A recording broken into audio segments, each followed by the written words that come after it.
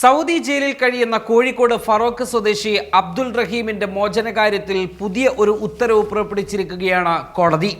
പുതിയൊരു നിർണായകമായ വിധി പൊതു അവകാശ നിയമപ്രകാരം 20 വർഷത്തെ തടവിനാണ് അദ്ദേഹത്തെ കോടതി ഇപ്പോൾ ശിക്ഷിച്ചിരിക്കുന്നത്.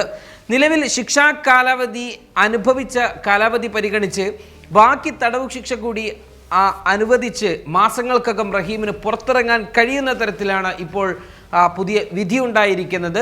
അതേസമയം നിലവിലെ വിധി പകർപ്പ് കിട്ടിയതിനു ശേഷം അഭിഭാഷകരുമായി സംസാരിച്ച് അപ്പീൽ ഉൾപ്പെടെയുള്ള നിയമസാധ്യത ആലോചിക്കുമെന്നാണ് റഹീം സഹായ സമിതി അറിയിച്ചിരിക്കുന്നത്. ഇത് 13ാം തവണയാണ് ഹർജി പരിഗണിക്കുന്നത്.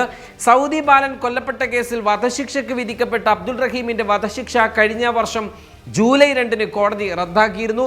ഇത് 13ാം തവണയാണ് ഹർജി പരിഗണിച്ചത്. 34 കോടി രൂപ ദയാധനം സ്വീകരിച്ച് സൗദി കുടുംബം മാപ്പ് നൽകിയതോടെയാണ് കഴിഞ്ഞ ജൂലൈ 2-ന് റഹീമിന്റെ വധശിക്ഷ റദ്ദാക്കുന്നത്.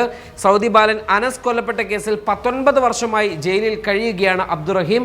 ഇനി 20 വർഷം എന്ന് പറയുമ്പോൾ അടുത്ത വർഷം 2026 ഡിസംബറോട് കൂടിയിട്ടാണ് അദ്ദേഹത്തിന് പുറത്തിറങ്ങാൻ സാധിക്കുക എന്ന തരത്തിലാണ് ഇപ്പോൾ കാര്യങ്ങൾ പുറത്തേക്ക് വരുന്നത്. ആ രീതിയിലാണ് 20 വർഷം കണക്കാക്കി അടുത്ത വർഷത്തേക്ക് റഹീമിന് പുറത്തിറങ്ങാൻ കഴിയുന്ന തരത്തിൽ കോടതി വിധി പുറപ്പെടുവിച്ചിരിക്കുന്നത്.